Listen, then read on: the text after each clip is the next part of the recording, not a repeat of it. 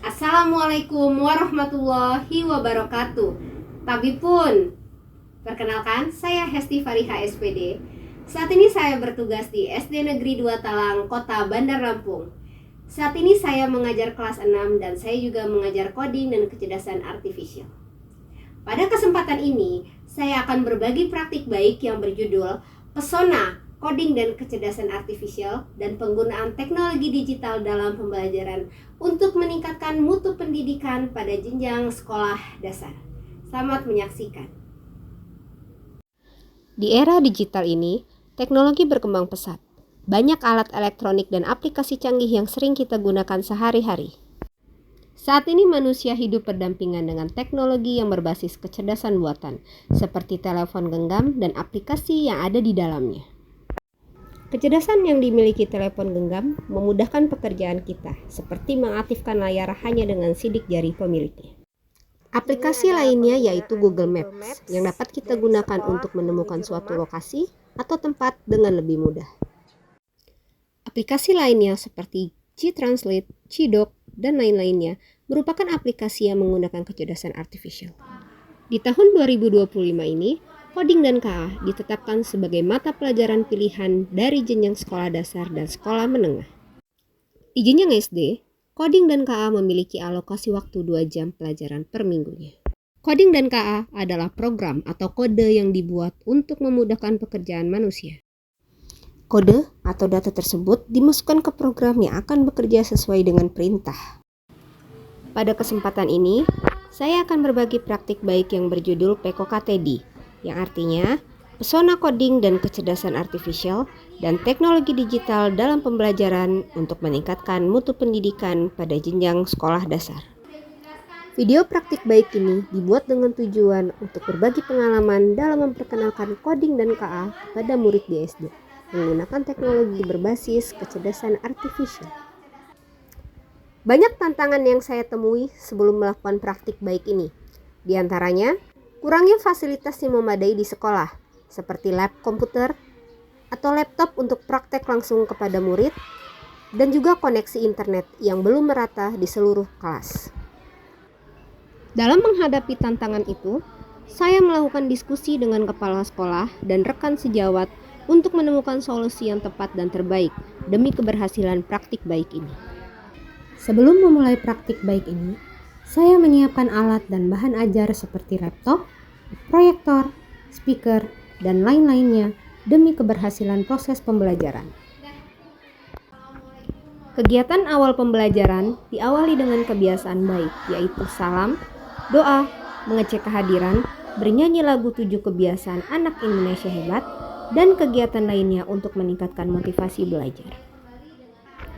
Kegiatan inti adalah puncak dari aktivitas pembelajaran.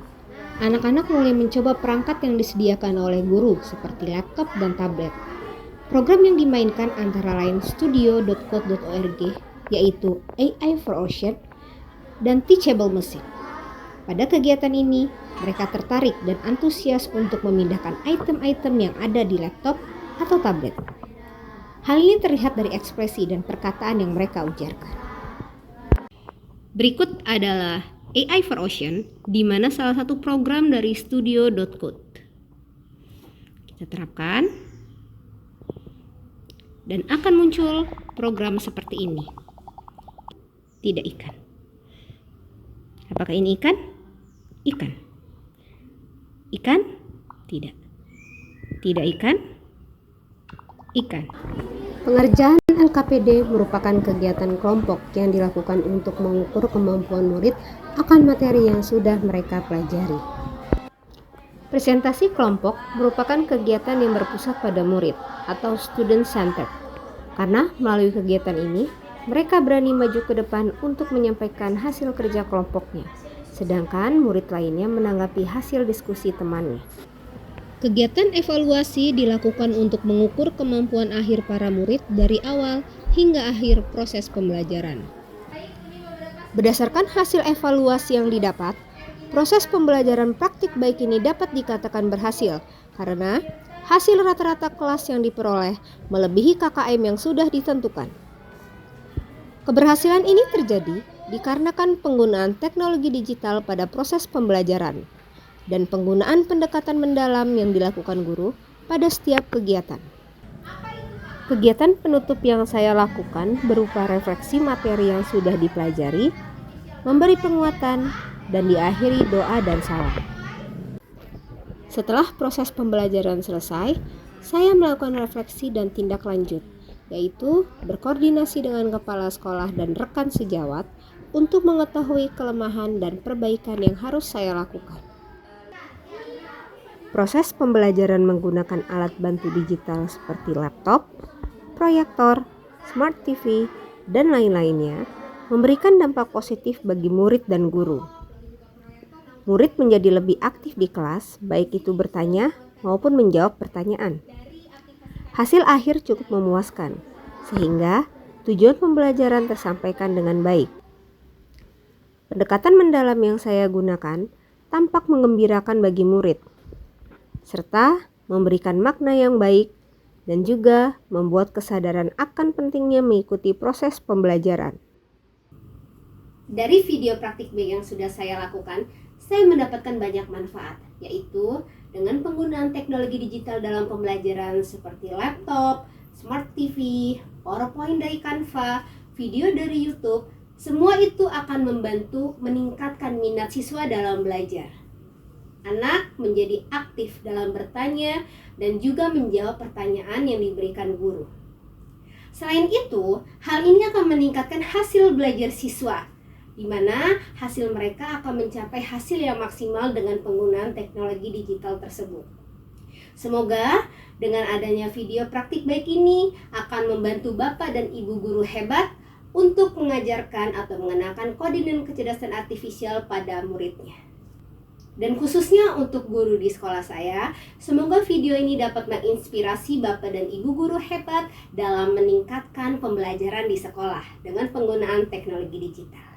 Terima kasih. Assalamualaikum warahmatullahi wabarakatuh.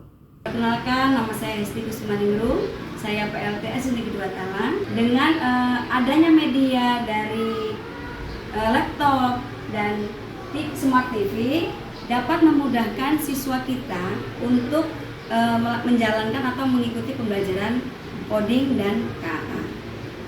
Dengan praktik baik ini diharapkan kedepannya dapat memberikan inspirasi dan motivasi bagi guru-guru sehingga dapat meningkatkan pembelajaran ke arah yang lebih baik lagi. Saya Rozali Ahmad Rifai, SPDMPD, rekan kerja dari Ibu SD Pariha, Guru SD Negeri 2 Talang, Bandar Lampung.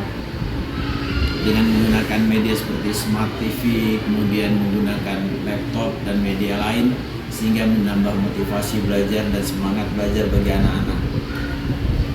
Namun demikian bukan berarti cuma sebatas bagi anak-anak saja. Kami sebagai rekan kerja beliau juga termotivasi untuk melakukan hal yang sama. Mudah-mudahan dengan demikian kami dapat memberikan sebuah pencerahan baru untuk kemajuan pendidikan di Indonesia, wabillahi taufiq Bandar Lampung. Saya Feria Arnani, rekan dari Ibu Hesti Farida. Praktik baik yang sudah dilakukan Ibu Hesti sangat menarik karena beliau menggunakan aplikasi digital seperti laptop, smart TV, dan program berbasis KA sehingga membuat anak murid menjadi antusias belajar dan kegiatan belajar menjadi menyenangkan. Dengan adanya penggunaan teknologi digital dalam pembelajaran akan membuat proses belajar menjadi bermutu. Dan untuk kami para guru akan mencoba melakukan apa yang dilakukan Ibu Hesti. Assalamualaikum warahmatullahi wabarakatuh. Perkenalkan, nama saya Kamika, murid dari Ibu Hesti. Pertama kali Ibu Hesti mengajar KKA tanpa alat bantu, hanya menggunakan buku tulis saja. Itu sangat membosankan dan tidak menarik. Tapi setelah itu Ibu Hesti mengajar KKA menggunakan alat bantu seperti laptop, TV. Pembelajaran menjadi lebih seru dan lebih menyenangkan.